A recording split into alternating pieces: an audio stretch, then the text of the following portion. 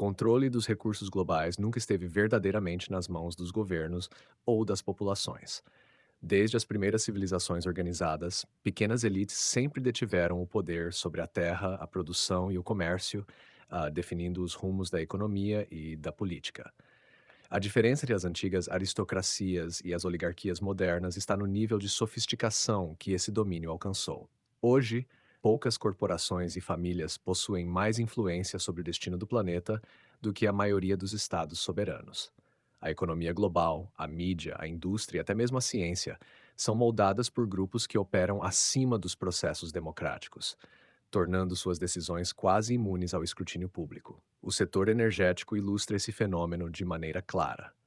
Petróleo, gás natural e eletricidade não são apenas bens econômicos, mas instrumentos de poder geopolítico.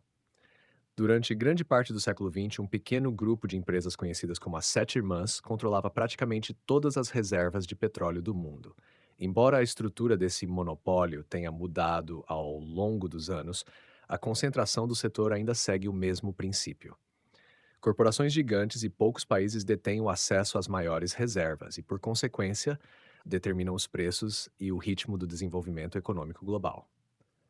Qualquer nação que tente desafiar esse domínio, buscando independência energética ou novas formas de distribuição, enfrenta retaliações políticas, sanções ou, em casos mais extremos, desestabilizações internas e conflitos armados. A alimentação segue uma lógica semelhante.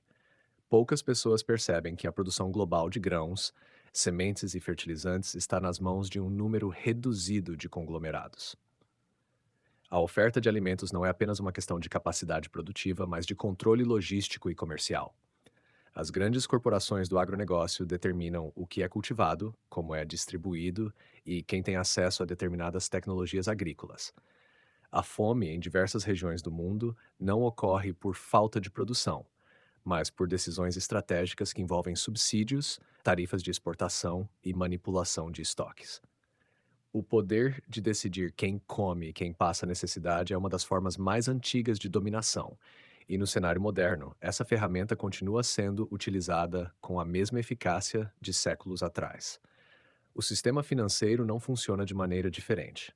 A criação e circulação de dinheiro não estão sob o controle de governos nacionais, mas de instituições privadas e organizações supranacionais. Os maiores bancos e fundos de investimento possuem mais capital do que o PIB de muitas nações e são responsáveis por definir a direção do fluxo de crédito global.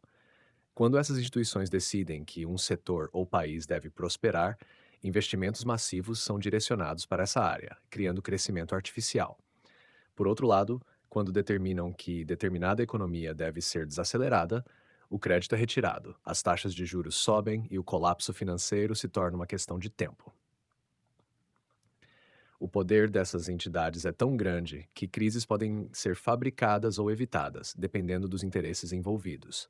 O domínio sobre a informação é outro elemento chave nesse controle. Se no passado a influência sobre a opinião pública era exercida por meio da censura direta, hoje ela ocorre através da concentração midiática. Um número reduzido de conglomerados de comunicação define a narrativa global, selecionando quais eventos ganham destaque e quais são ignorados. A internet surgiu como uma promessa de descentralização da informação, mas rapidamente foi incorporada ao modelo tradicional.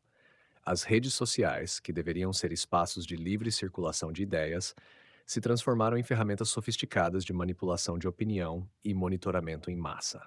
Quem controla os algoritmos controla a percepção coletiva da realidade. O setor tecnológico se tornou outro campo de domínio estratégico. A revolução digital ampliou ainda mais a concentração de poder, com poucas empresas monopolizando setores inteiros como comunicação, armazenamento de dados e inteligência artificial. A digitalização da economia criou um novo tipo de dependência. Se antes o poder estava na posse dos bens físicos, agora ele está na posse dos dados e da infraestrutura digital. Governos que tentam escapar desse controle se veem forçados a desenvolver alternativas próprias, mas o custo e a complexidade dessa tarefa tornam a missão quase impossível sem sofrer represálias econômicas ou políticas. O que todas essas formas de controle têm em comum é que elas operam de maneira interligada. Energia, alimentação, finanças, informação e tecnologia são setores distintos, mas gerenciados por um grupo seleto de instituições e indivíduos cujos interesses convergem. Isso não significa necessariamente uma conspiração centralizada, mas sim um sistema onde a concentração de poder ocorre de forma natural dentro das regras do próprio jogo. A consequência é que, na prática, as decisões que afetam bilhões de pessoas são tomadas por um círculo restrito de oligarcas que não prestam contas à população. A ideia de que vivemos em democracias onde o poder está nas mãos do povo se enfraquece quando analisamos a verdadeira estrutura do sistema global. O processo eleitoral de um país pode influenciar políticas internas, mas os grandes rumos da economia, das guerras e das inovações tecnológicas seguem uma lógica própria, definida muito antes que qualquer decisão popular possa intervir.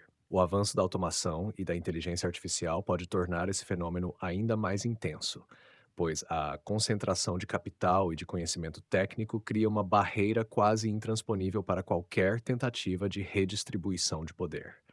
Oligarquias sempre existiram e continuarão existindo enquanto o acesso aos recursos essenciais permanecer limitado a um grupo seleto.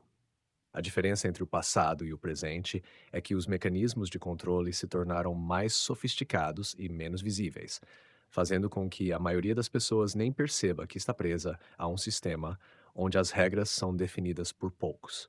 A pergunta que permanece é se haverá um momento em que essa concentração de poder atingirá um limite insustentável ou se o mundo continuará a se mover na mesma direção, com cada vez menos controle real sobre o próprio destino.